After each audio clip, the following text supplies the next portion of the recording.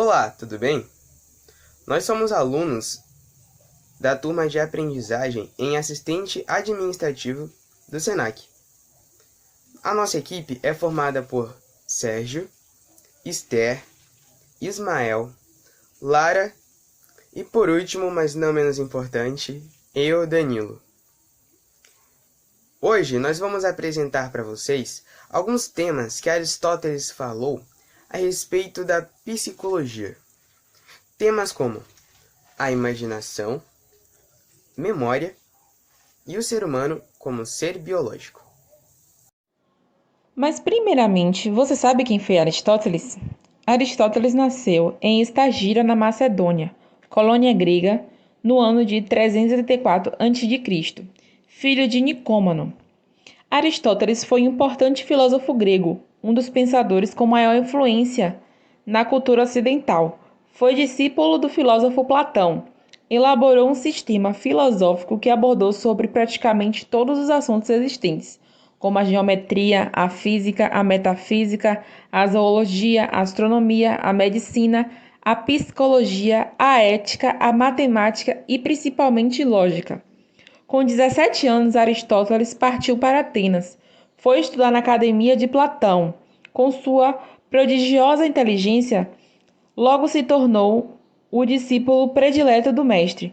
Platão dizia: minha academia se compõe de duas partes, o corpo dos alunos e o cérebro de Aristóteles. Aristóteles foi suficientemente crítico para ir além do mestre. Demonstrou sua grande capacidade de pensador, escrevendo uma série de obras das quais aprofundava e muitas vezes modificava a doutrina de Platão. A teoria de Aristóteles, de forma geral, é uma refutação ao seu mestre.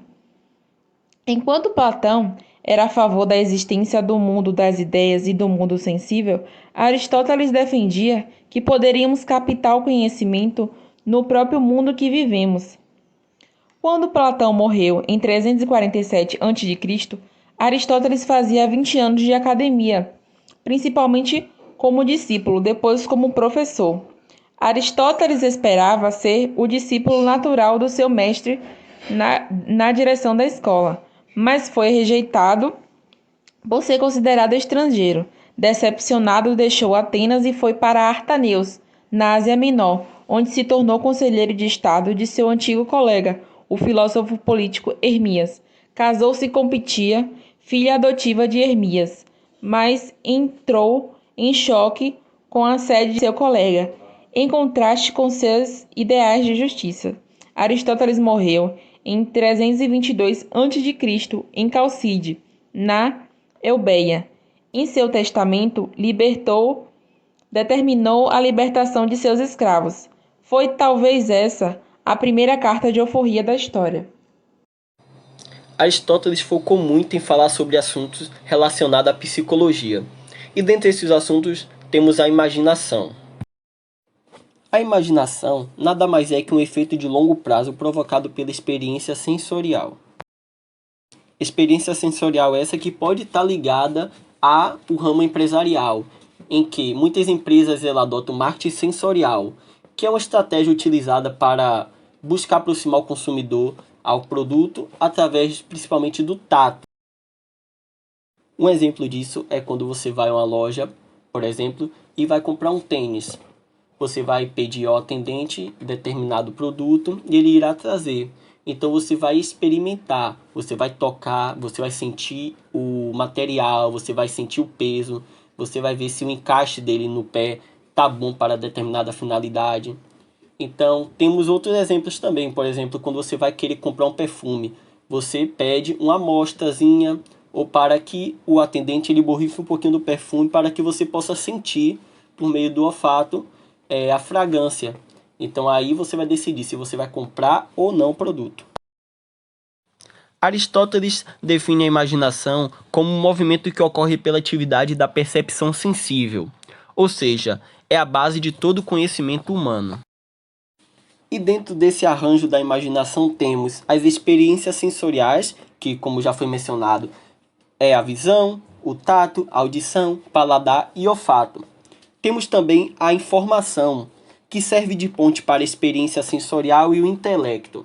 As informações nada mais são que dados que obtemos por meio da experiência sensorial e ligamos esses dados ao intelecto, que nada mais é que o nosso poder cognitivo, o qual podemos ter reflexões, entendimentos e raciocínios.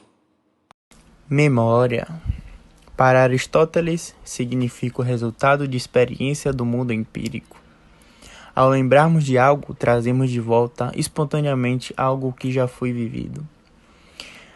Aristóteles diferencia o lembrar do recordar. No lembrar é um processo espontâneo, não precisamos fazer esforço. No recordar exige um esforço para buscar informação.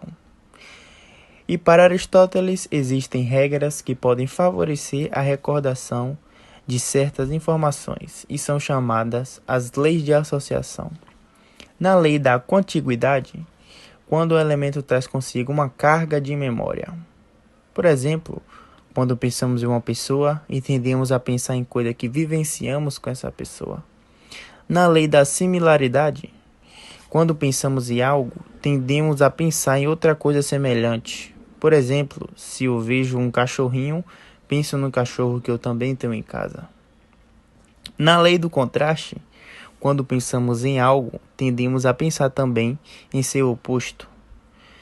Por exemplo, quando penso que sofri com calor, existe uma tendência que eu pense também em situações nas quais sentir clima fresco e agradável. Na lei da frequência, quando 2 ou mais eventos acontecem consecutivamente com frequência, tendemos a associá-los. Se vejo um relâmpago e depois ouço o trovão, e esses 2 eventos se repetem várias vezes, no futuro, sempre que o relâmpago aparecer, já esperarei pelo trovão em seguida. Aristóteles compreende que o ser humano, assim como todos os outros, possui uma parte biológica, que faz com que ele possua características semelhantes a outros animais. O homem possui apetites, motivações e emoções, cada um com a sua função determinada, mas há uma característica específica que o diferencia de todos os outros: a racionalidade. Os apetites de um homem são os seus desejos de satisfazer um prazer ou uma necessidade, como fome, sede, contato físico ou desejo sexual. Sua motivação é o impulso que faz com que ele haja para atingir os seus objetivos. A emoção é a sensação física que é provocada por algum estímulo, que pode ser um sentimento ou um acontecimento. Já a racionalidade é a tendência para entender ou compreender os fatos e ou ideias, tendo em conta a razão. Para Aristóteles, a razão é o elemento fundamental do conhecimento humano. Entretanto, os dados manipulados pela razão são fornecidos pelos sentidos, ou seja, pela experiência sensorial. Mas como esses elementos estão ligados para formar um ser humano como um ser biológico? Aristóteles afirma que quando a motivação do ser humano é dada apenas por seus apetites, ele se assemelha com os animais, pois a sua motivação, os seus desejos, são apenas aqueles básicos, sem a racionalidade. E as emoções, por sua vez, amplificam essa motivação e orientam os seus apetites, pois quando nós estamos com as nossas emoções alteradas, nós podemos ter um apetite mais elevado por uma coisa ou por outra. E todos esses elementos juntos formam um ser humano como um ser biológico. Bom, galera, então este foi o nosso vídeo falando um pouco aí sobre a psicologia de Aristóteles. Esperamos que vocês tenham gostado. Se tiverem gostado, curtam e compartilhem o vídeo. E vejam também os outros vídeos aí no canal. Até a próxima!